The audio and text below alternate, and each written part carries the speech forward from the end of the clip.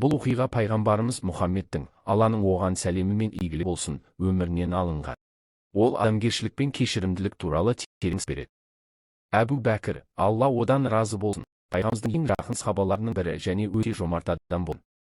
Ол үнемі туыстарына, кедейшілерге көмектесіп, мал дүниесін садақаға айтатын. Сол көмек алғанда Мистах есімді маматын. Bir күні пайғамбарымыздың, Алланың оған сәлемі мен игілігі болсын, әйелі Айша анамызға қатысты өсиет тарайды. Өсиетке сендердің арасында Мистахта болады. Бұл оқиға Әбу Бәкірге ауыр тиеді. Ол ренжіп, ендігәрі Мистахқа ештеңе бермеймін, деп ант етеді. Алайда көп уақыт өтпей Алла тағала Құранда Нұр сүресінің 22 аятын түсіреді. Сендердің араларындағы абыройлы әрі дәулетті адамдар туысқандарына, кедейлерге және Алла жолында қоныс аударғандарға көмектесу тоқтатпасын. Кешірімді әрі мейірімді болсын. Алланың сіздерді кешіргенін қаламайсыңдар ма? Алла өте кешірімді, ерекше мейірімді. Әбу Бәкір, Алла одан разы болсын, бұл аятты естігенде қатты әсерленеді.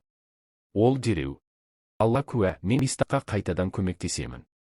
Алла мені кешірген қалаймын, деп бұрынғысынша көмек көрсетуін жалғастырады.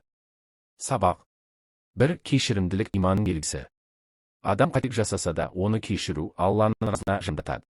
2. Жақсылық үзілу керек. Жақсылықты тек құрмет немесе ризашылық үшін емес, Алланың ризалығы үшін жасау керек. 3. Өсек пен ғайбаттан сақтану. Ол тек зиян әкеліп, адамдардың арасындағы қатынасты бұзады. Бұл оқиға адамдарға кешірімшіл әрі мейірімді болуды үйретеді.